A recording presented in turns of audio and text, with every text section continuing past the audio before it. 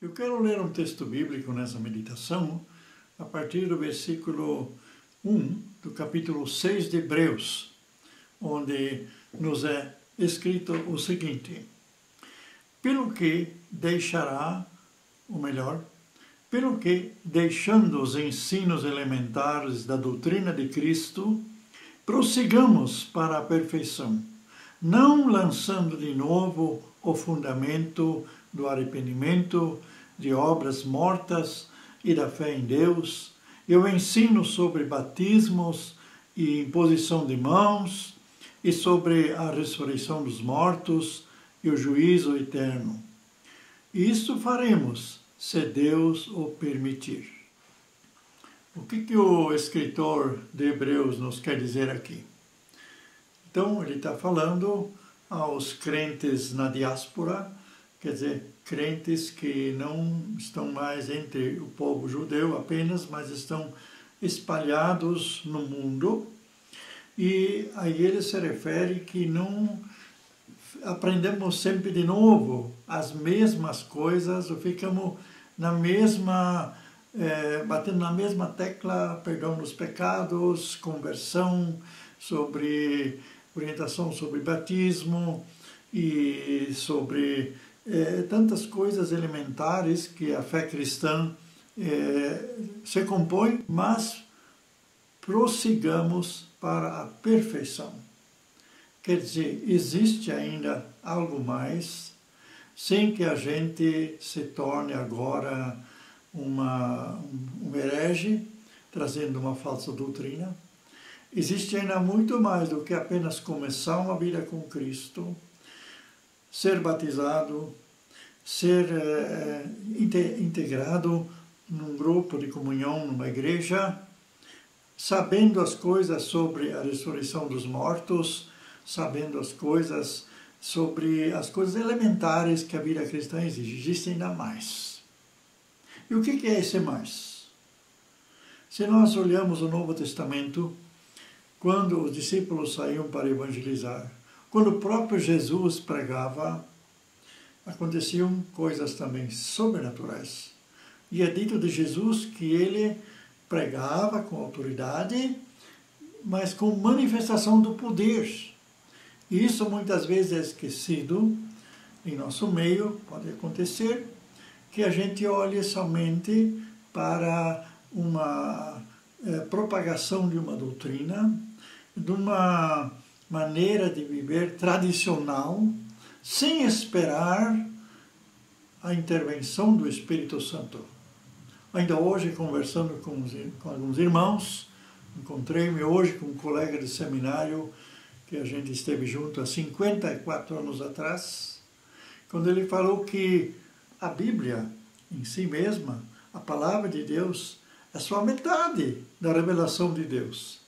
Quer dizer, tudo está baseado na palavra de Deus, nos profetas, está baseado nos evangelhos, mas as coisas que Deus faz em nosso meio, que Deus faz além do que está escrito, no sentido para cumprir profecias e cumprir ensinamentos no Velho Testamento, como aconteceu com a vinda de Jesus, se cumprindo a vinda do Messias, assim também Deus tem a liberdade de agir pelos crentes, fazendo coisas que não estão escritas aqui, mas que convergem e que levem as pessoas a trazer para a vida real o que é a vontade de Deus. Então, estivemos conversando já tarde sobre muitos assuntos, coisas sobrenaturais, quando Deus fala numa situação, por exemplo, pessoa pegando o mapa, não sabendo onde vai morar, e Jesus indicando no mapa aqui, vai ser nesse bairro. E a pessoa achou apartamento naquele bairro, está morando lá há 25 anos. Ou acontecendo, Deus mostrando, quando a pessoa lê a Bíblia, de repente ela descobre um caminho, descobre uma direção, uma palavra bíblica que ela já leu muitas vezes, mas de repente essa palavra se torna assim viva, como aquele pastor que ele leu em Romanos 8, todas as coisas contribuem para o bem daqueles que amam a Deus, E ele, mesmo como pastor, não entendia muito o que isso queria dizer para a situação atual dele, mas Deus estava preparando ele para uma experiência que ele ia ter naquela semana. E como ele era um pastor que viajava muito, ele tinha inclusive o próprio avião, e aí ele estava palestrando numa cidade longe da sua casa, mas no mesmo dia ele tinha que voltar ou ir a outro lugar, não me lembro mais o que era, mas ele necessitava desse veículo, do seu avião.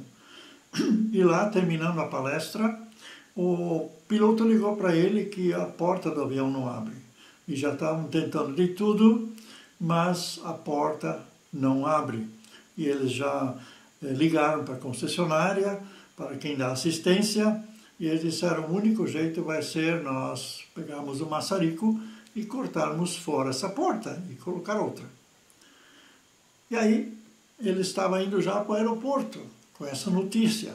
E aí Deus lembrou ele de Romanos 8:28, que todas as coisas contribuem para o bem daqueles que amam a Deus. E aí ele entendeu, essa porta é uma coisa, e ela vai ter que contribuir para o bem daqueles que amam a Deus. Eu amo a Deus, eu necessito agora desse avião, dessa locomoção. Então ele disse, porta, tu és uma coisa, em nome de Jesus eu te ordeno, abre-te. E aí, segundos depois, o piloto liga, eles ainda a caminho do aeroporto, ele nem esteve lá diante do avião para ordenar a porta, mas ele fez isso à distância. O piloto liga e diz, não sei o que aconteceu, a porta abriu. Então também as coisas que estão ao nosso redor, elas têm que nos obedecer na autoridade do nome de Jesus. Assim como na época de Jesus, o vento, a tempestade, tudo tinha que obedecer a Jesus, assim também, quando Cristo está em nós, em Cristo nós temos autoridade para assumirmos o papel de fazermos aquelas coisas acontecer, mas em Cristo. E também, nesse ponto, temos que ter cuidado de não agora bagatelizar ou banalizar as coisas, de tentar o Senhor nosso Deus. Mas quando a situação exige, temos que fazer uso da autoridade que o Senhor nos deu de agir em nome dele. Assim como Jesus também, enviando os seus discípulos para a missão, e ele lhes deu a ordem, pregai o Evangelho, expulsai demônios, ressuscitai mortos, curai enfermos e curai leprosos. Então é uma ordem que Jesus nos deu, e nós agora, como discípulos de Jesus, com a presença de Jesus em nós, aquele que está em nós, é maior do que aquele que está no mundo. Então nós estamos testemunhando o seu poder, testemunhando os seus milagres, ou fazendo as suas obras, ele fazendo as suas obras através de nós, quando nós tomamos posição diante de certas situações. Nós temos recebido dele a incumbência de agir, e também temos recebido dele a autoridade de agir. Então vamos estar afinados com a voz do Espírito Santo, vamos estar afinados com aquilo que a própria palavra, quando meditamos sobre ela, descobre, nos mostra, para sermos cristãos ativos. O evangelista João, ele escreve que a fé, não, João é o Tiago, ele escreve que a fé sem obras é morta. Então estamos vivendo a nossa vida de fé numa vida real, com realidades que o Espírito Santo atua e faz enquanto nós oramos, enquanto nós determinamos em nome dele, enquanto nós estamos agindo, crendo, esperando. A Bíblia diz em Isaías 64:4, Deus trabalha. Não é a nossa obra, é a obra do Espírito Santo. Então a gente visita um doente, está sofrendo de dores.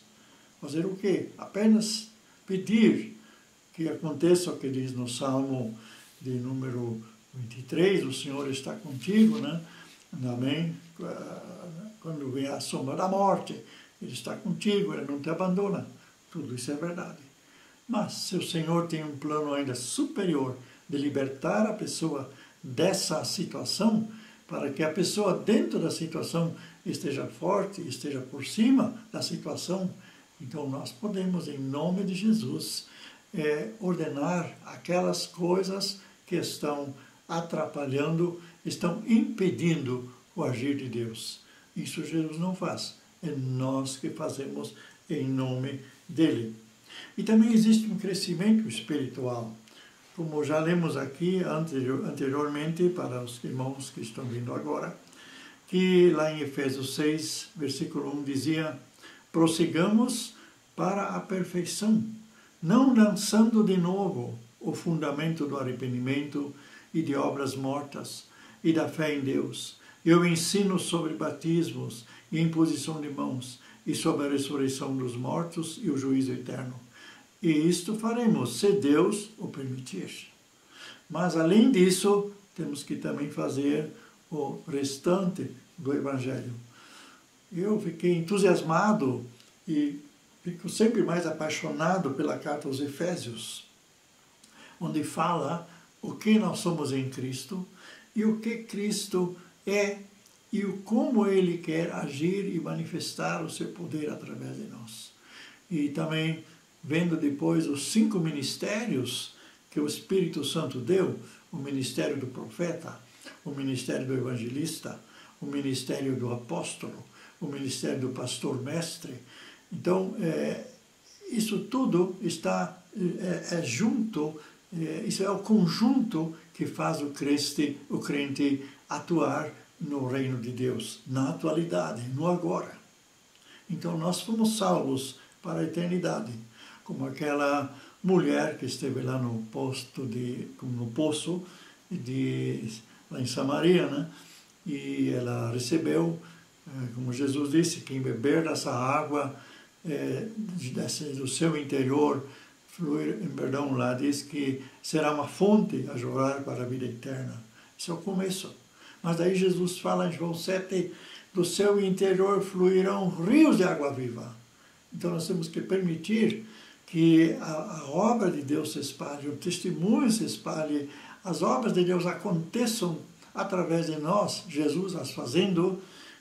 Isso são os rios de água viva que jorram a partir do crente para dentro do mundo.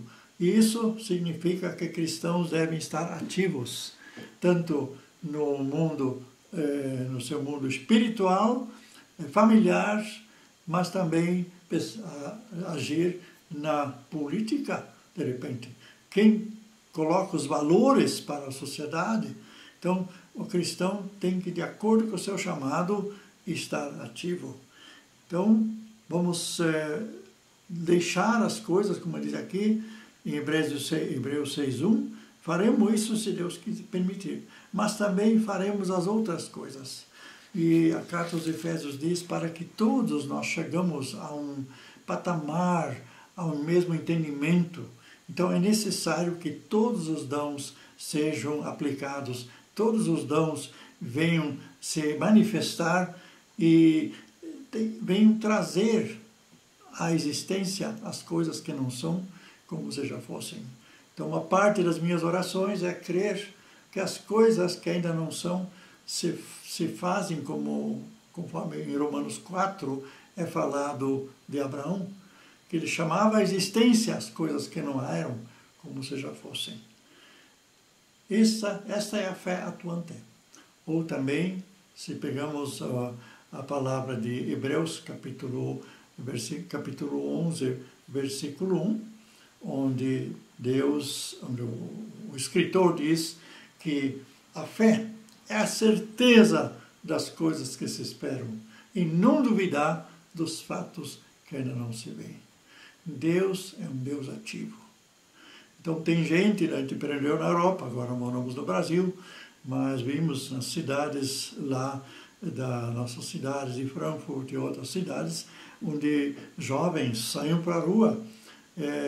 Irmãos em Cristo, até num lugar eles usavam na jaqueta usavam o nome "Eu oro por você". Então pessoas podiam pedir oração. Está lá um menino de 12 anos e ele vê um engenheiro que está numa cadeira de rodas e ele está com esclerose múltipla e é ateu. Esse menino começa a evangelizar este homem, que estava lá com seus 35 anos, um menino de 12 anos, e esse menino fala de Jesus, fala do sobrenatural de Jesus, fala da conversão. Não é que durante 1 hora este homem teve fé para aceitar o Senhor Jesus. E o menino disse: o Senhor Jesus também pode te curar.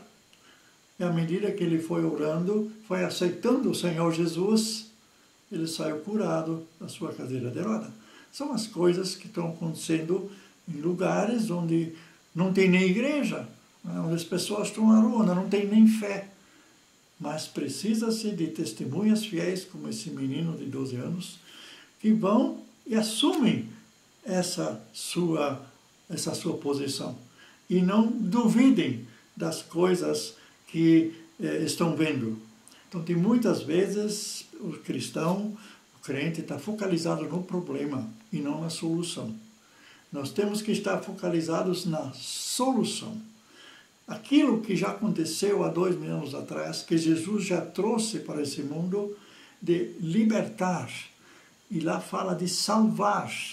É a mesma palavra que é usada também no Novo Testamento. Salvação, cura, libertação. Vem tudo a mesma coisa. Então Jesus veio para nos libertar, para nos salvar, para trazer de volta aquele estado que uma vez Adão tinha, a comunicação com Deus, a autoridade nesse mundo. Agora é o príncipe desse mundo, como diz Jesus, que governa e atua. Mas nós temos que recobrar, trazer de volta aquele lugar, aquele espaço que o diabo levou. Então eu quero convidar a nós todos que não fiquemos no passado, fiquemos presos a uma religiosidade, talvez tenhamos uma experiência com Jesus, mas aquilo já é passado. Vamos continuar, vamos, na medida que nós caminhamos sob a direção do Espírito Santo, as coisas vão se clareando, as portas vão se abrindo. O que se precisa é a nossa ousadia de andar como Jesus andou. Isso foi o que o apóstolo João também escreveu na primeira carta, andar como Jesus andou. Eu desejo a todos nós uma vida de obras.